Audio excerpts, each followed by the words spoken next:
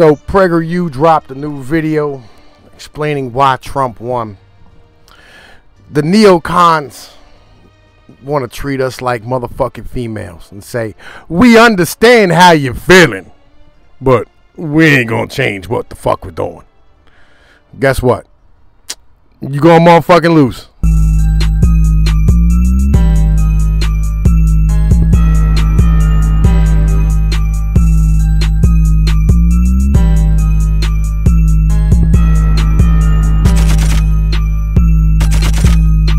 So Prager, you got some ex-Canadian politician to hop up on the channel and you know what I mean, talk real nice and sweet and eloquently to all of us poor folk, you know, to explain to us basically why the fuck it is, you know what I'm saying, that we're wrong, and to try and tell us that they understand though. You know what I mean? They understand why we feel the way we feel. So let's check this fucking video out. I was elected to the Parliament of Canada 7 times, 3 times as Prime Minister. I did not expect Donald Trump to be elected President of the United States. But unlike most observers, I did think it was at least possible. Why? Because I sensed, as Mr. Trump surely did, that the political landscape had shifted. The underlying issue is this. Over the last few decades, thanks to globalization, 1 billion people, mostly in the emerging markets of Asia, have lifted themselves out of poverty. This, of course, is a good thing.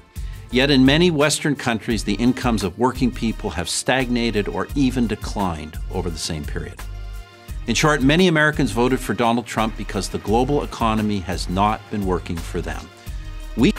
Okay, so what he's talking about here, right, is he's talking about them shipping our fucking jobs overseas. All right, and in doing so, making themselves a fuck ton of money.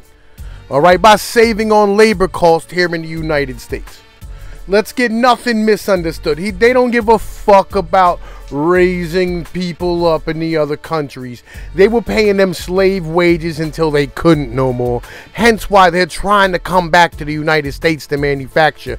Because with the cost of shipping the goods, plus the rising wages in motherfucking China and other Asian countries, they can no longer afford to continue to fucking outsource these goddamn jobs. Don't get anything misunderstood about what the fuck he's saying here, all right? We can pretend that this is a false perception. We can keep trying to convince people that they misunderstand their own lives. Or we can try to understand what they are saying and offer some solutions. I prefer the latter approach. Let me begin with this. In our contemporary world, there are, as British journalist David Goodhart describes it, those who can live anywhere and those who live somewhere. Imagine you work for an international bank, computer company, or consulting firm. You can wake up in New York, London, or Singapore and feel at home. Your work is not threatened by import competition or technological dislocation. You vocally support all international trade agreements and high levels of immigration. You're one of those who can live anywhere. The elites, they're talking about the elites, all right? Just so, you know, I mean, we're not getting anything misunderstood. They're talking about elites, politicians, bankers, lawyers, fucking, you know, technocrats. That's who they're talking about here, all right? Just so we get it motherfucking understood. Because they're not trying to talk down to them, because this is their base, all right? Their base is a very small minority of these cocksuckers, because the majority of them are social justice warriors at this point. And let's be real, all right? They've all shifted over to the fucking left because they know that the Hamptons are not a defensible position. There are a lot of those people, but there are a lot more completely unlike them. Let's say you're a factory worker, small business person, or in retail sales. Your work has been disrupted by outsourcing, cheap imports, and technological change. Your children attend the local schools and your aging parents live nearby. Your social life is connected to a local church, sports team, or community group. If things go badly at your company, or if policy choices by politicians turn out to be wrong, you can't just shift your life to somewhere else. Like it or not, you depend on the economic policies of your national or state government. White Trashno-State, what up? You'll stand up with your boy Tom Pigs, nigga. This is where the fuck we're at right now, all right? He talking about us, okay? He's talking about us poor little guys with all the fucking guns, weapons, and artillery. All right? That's who the fuck he's talking about right now. When it doesn't come through for you, you're not happy. And when it ignores you entirely, you get angry. It's easy for Anywheres to dismiss these concerns. But the Anywhere's faith in global solutions and multinational political bodies is founded more on fantasy than fact. The fact is, the critical functions of laws and regulations and monetary and fiscal stability, among other things, are provided by nations, not global institutions. The nation, with all its flaws, is a concrete reality. See, the Republicans and the motherfucking conservatives are goddamn intelligent ass cats, all right? The Democrats are borderline fucking retarded. Like, this is what y'all don't understand. Legitimately, the Democrats are borderline motherfucking retarded. In case you ain't seen this clip, check this out just for motherfucking verification purposes. On the island and about 12 miles wide on the widest part of the island. And I don't know how many square miles that is. Do you happen to know? I don't have that figure with me, sir. I can certainly supply it to you if you'd like. Yeah, my fear is that the whole island will become so overly populated that it will tip over and capsize. We don't anticipate. You see what I'm saying? You see what I'm saying? You know what I mean? Like, yo, fucking, the Democrats are goddamn retarded. And that guy's still a sitting fucking congressman, by the way. Just so you know, he serves fucking Atlanta, you know. Just letting y'all fucking understand where the fuck the facts actually lay at with this dumbass bullshit. The global community is little more than a concept. Yet it is the Anywheres, with their faith in globalization, not the somewheres, who have dominated the politics of almost every advanced country. That is, until now. This sea change is not limited to the United States. The same dynamics, anywhere elites versus somewhere populace, is playing out across the Western world.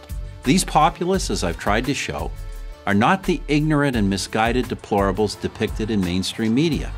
They are our family, friends, and neighbors. They're me and you and everybody watching this motherfucking video right now. Short of it, Prager actually gets off his fat ass and comes and checks his shit out. You know what I mean? If you do, I'm sorry I called you a fat ass. I'd like to get a spot on the channel. You know what I mean? Like, I put out a lot of intelligent stuff and a lot of research and documented information. I'm just saying, like, yo, I'm a whore. It is what it is. I like getting paid to stand here and talk reckless. But it's me and you. That's who we're talking about. It's me and you. We're the deplorables. We're the horrible human beings, the chauvinist, masochistic piece of garbage human beings. You know what I mean? The individuals who are misogynistic and racist and horrible and transphobic. That's who he's talking about right now. All right? Us. That's who he's talking about. These motherfuckers legitimately. Why do we let these guys run us? You know why? Because all of us have criminal backgrounds and we can't get fucking elected because they're so used to these squeaky clean front dudes. You know what I mean? That's probably the actual real reason. The populists represent, by definition, the interests of ordinary people. And in a democratic system, the people are supposed to be our customers. So how then can we best serve them? I propose an approach I call populist conservatism. Grounding ourselves in tried and true conservative values, we must speak to the issues that concern the somewheres and their families, those of ordinary people, not elites. Those issues include market economics, trade, globalization, and immigration. In addressing these issues, conservatives should remain pro-free market, pro-trade, pro-globalization, and pro-immigration, going in a completely opposite. So you're not going to change anything? You're not going to stand here and adjust your fucking shit at all? Is that the situation? You know what I mean? You're not going to sit here and, you know, try and actually fucking go, well, you know, it's actually hurting the individuals who are really voting for us, so maybe we should stop doing it. No? No? You don't want to do that? You know what I mean? You want to keep on the fucking money and then try to court, you know what I mean, fucking us low-class fucking low-rent voters? Is that the situation? Well, you're going to fucking lose. I'm going to let you know right now. That's what's going to happen. You're going to fucking lose. That's some real shit. It is what it is. Direction in any of these areas is a mistake.